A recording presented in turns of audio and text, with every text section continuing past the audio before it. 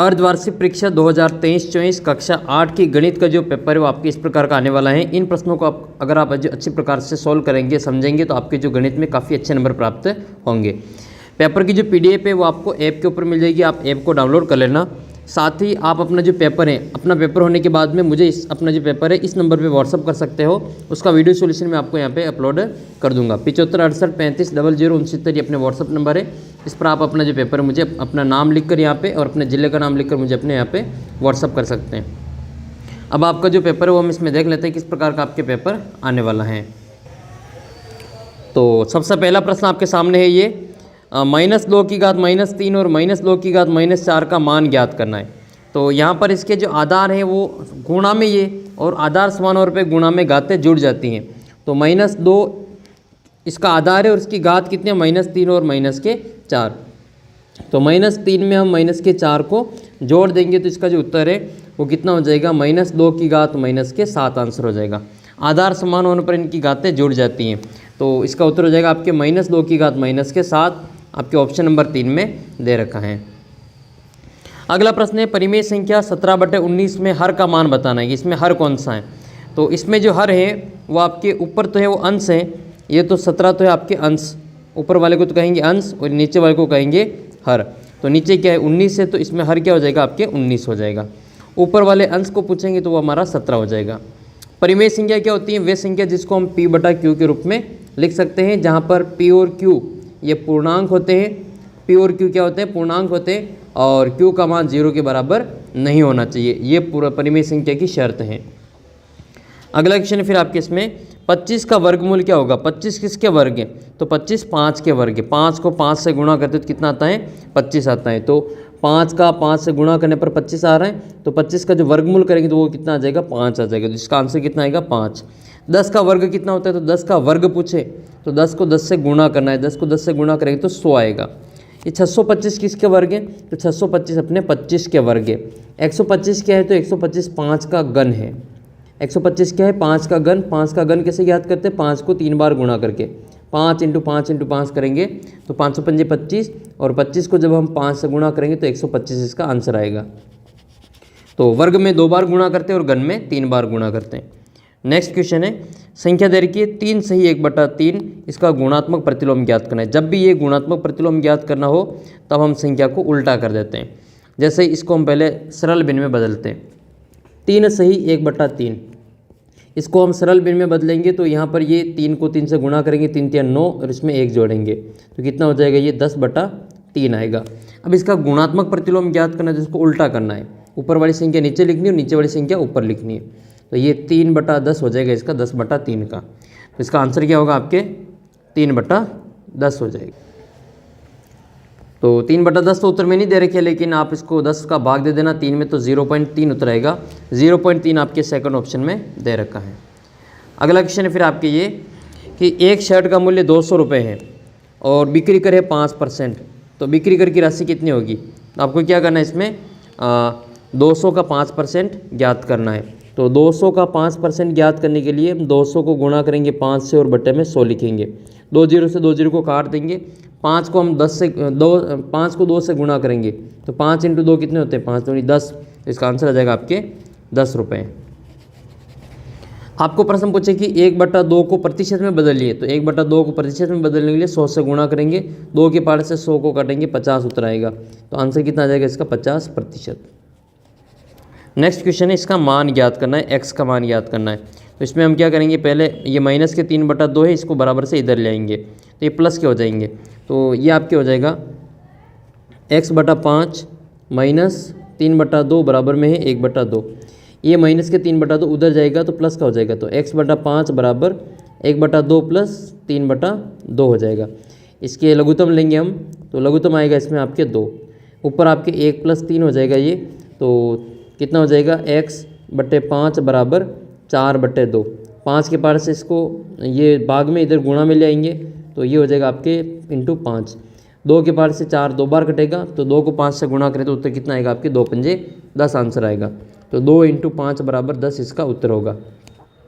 x का मान कितना आएगा आपके? 10 आ जाएगा। तो करेक्ट आंसर इसका 10 है।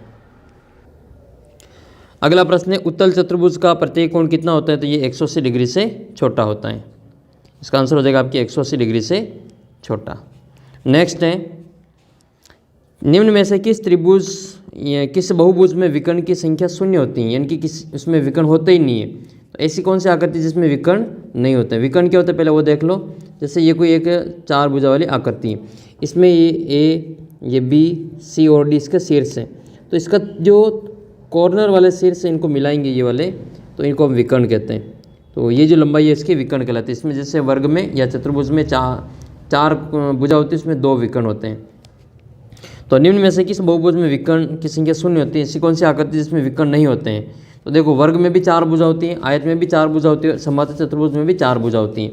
तो इन सभी में तो 2-2 विकर्ण होते हैं। इसका मतलब जो त्रिभुज है उसमें एक भी विकर्ण नहीं होता है। त्रिभुज में आप किससे मिलान करेंगे, तो त्रिभुज में एक भी विकर्ण नहीं होता है। इसको किससे मिलाएंगे, ये तो इसका पड़ोसी, ये भी इसका पड़ोसी है, तो इसमें एक भी विकर्ण नहीं होता। तो त्रिभुज में विकर्णों की संख्या 0 होती है।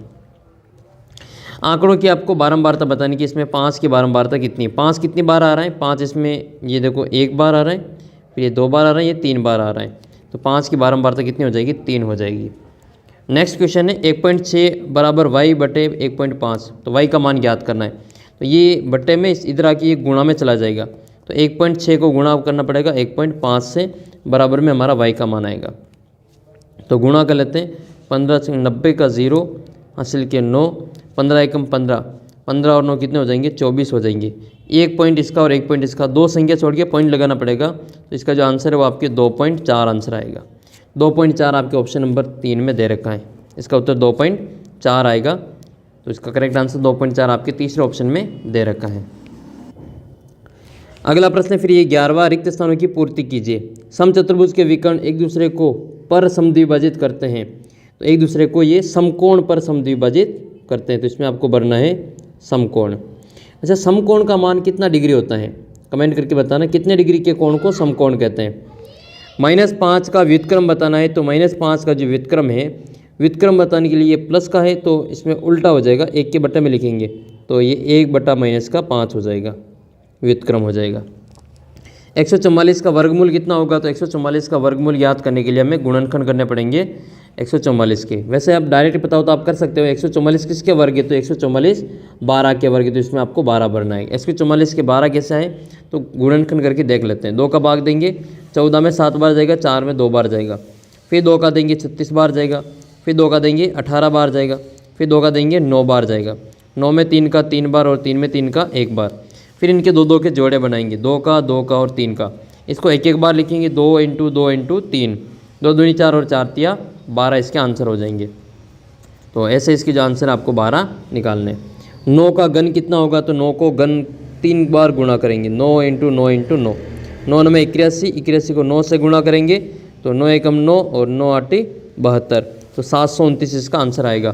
तो यहाँ पे लिखेंगे हम 729, ये 9 का घन है। आप कमेंट करके बताना 6 का घन कितना होता है, 6 का घन कितना होता है, कमेंट करके बताना है। एक और प्रश्न पूछता हूँ कि त्रिभुज के तीनों कोणों की जोड़ कितना डिग्री होता है, ये कमेंट करके बतानी। ये त्रिभुज है, इसके तीनों के जो कोण हैं, इन कोणों की जोड़ कितना डिग्री होता है, कमेंट करके आपको बताना है। अगला प्रश्न है एक समबहुभुज की भुजाएं कितनी होगी यदि उसके बाह्य कोण का माप 24 डिग्री है। तो जब भी ये बाहर का कोण दे रखा हो और हमें भुजाओं की संख्या ज्ञात करनी हो, तो इस 360 में हम 24 का भाग दे देंगे, क्योंकि बाह्य कोणों का जो योग होता है वो 360 होता है। एक कोण का मान ज्ञात करना है, ये भुजाओं की संख्या ज्ञात करनी, तो एक कोण का मान इसमें है उसका भाग दे देंगे। तो 360 में 24 का भाग देंगे। इसको हम 12 के पारे से काट लेते हैं, 12 के पारे से 2 बार कटेगा और 12 के पारे से 30 बार कटेगा, फिर 2 के पारे से 2 1 बार कटेगा और 30 कटेगा 15 बार। तो भुजाओं की संख्या कितनी आ जाएगी, इसमें 15 आ जाएगी। अगला प्रश्न फिर आपकी ये समबहुभुज क्या है, निम्न समबहुभुजों की नाम बताइए जिसमें 3 भुजा और 4 भुजा होती हैं। समबहुभुज का मतलब वो बहुभुज जिसकी भुजाओं की संख्या और भुजाओं का माप और कोणों का माप बराबर होता है, उसको हम समबहुभुज कहते हैं।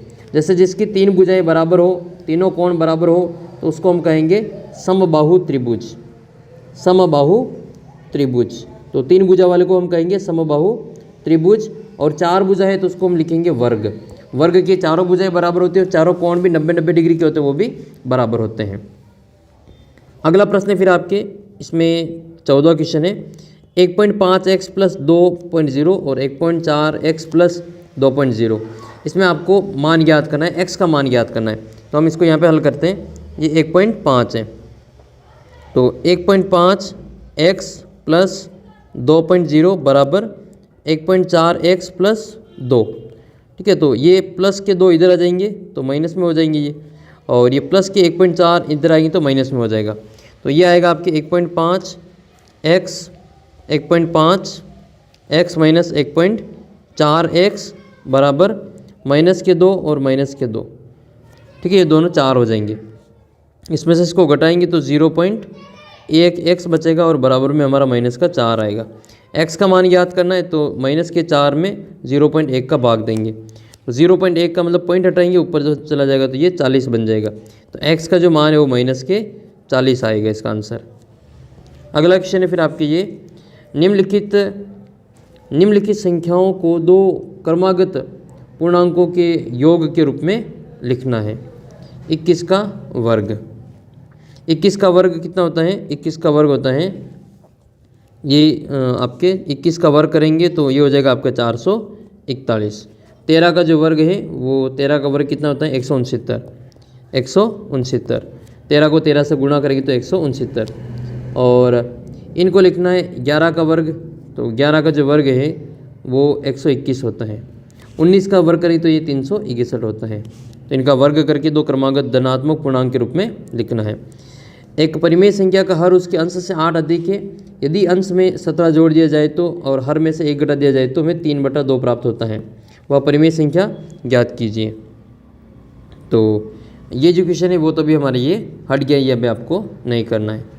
फिर आपके क्वेश्चन नंबर है 17वां। इसमें आपको इसमें y के मान ज्ञात करना है।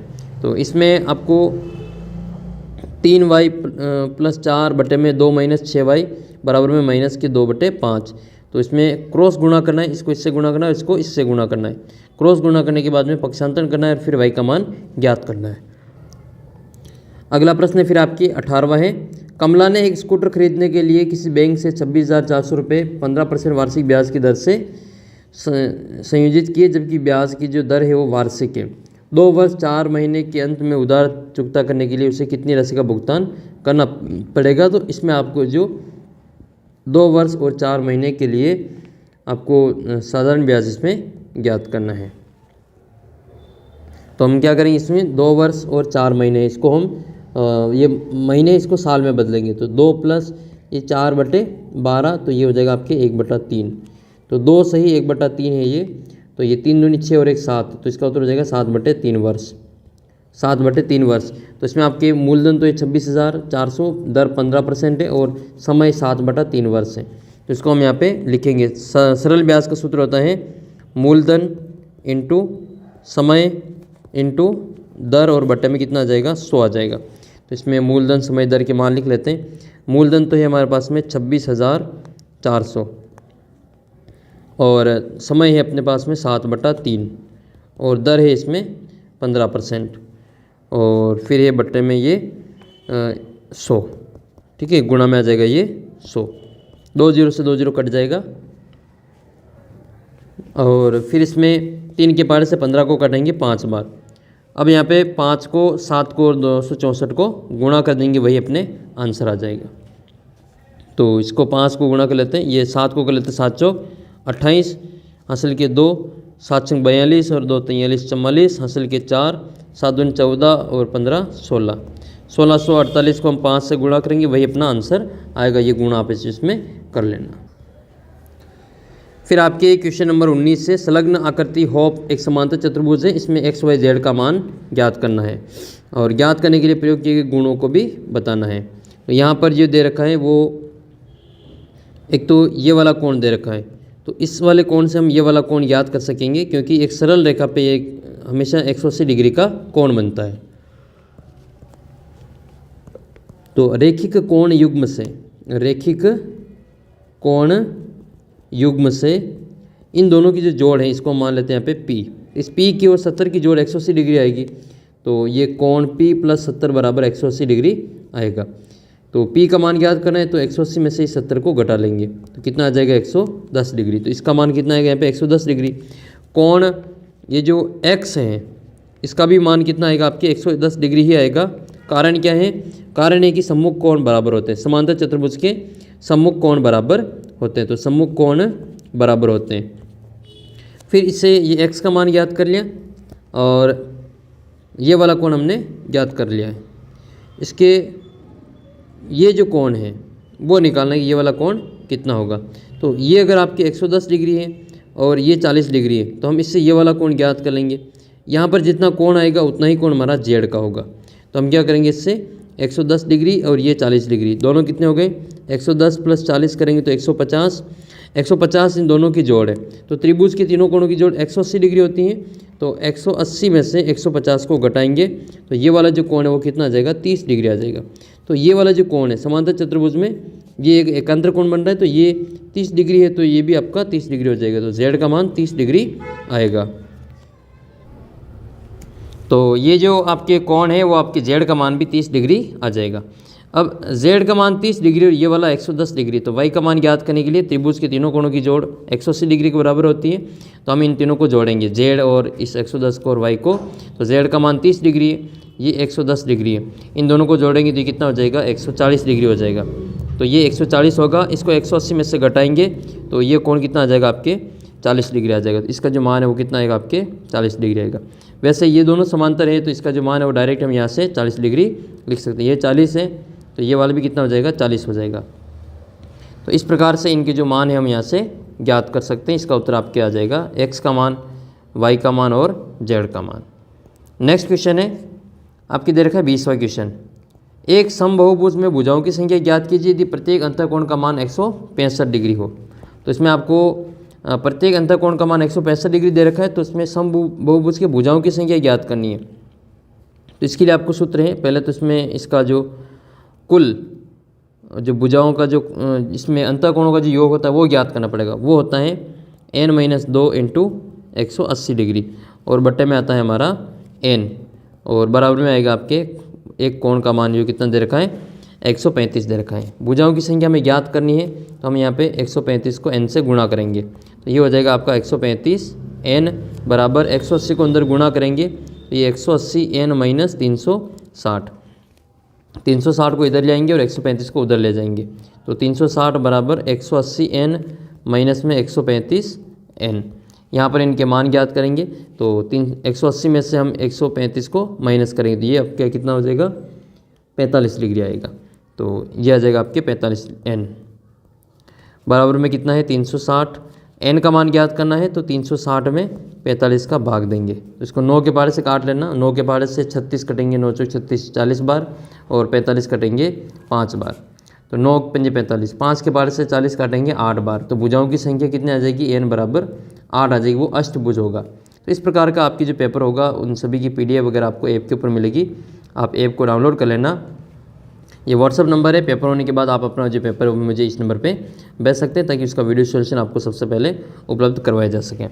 तो बाकी विषय के भी आपको पेपर्स वगैरह है वो आपको ऐप के ऊपर मिलेंगे और इसी चैनल पे आपको उनका सॉल्यूशन वगैरह करवाया जाएगा। आप चैनल को सब्सक्राइब कर लेना। तो जल्दी मिलते हैं आपको अगले वीडियो में, तब तक जय हिंद जय भारत।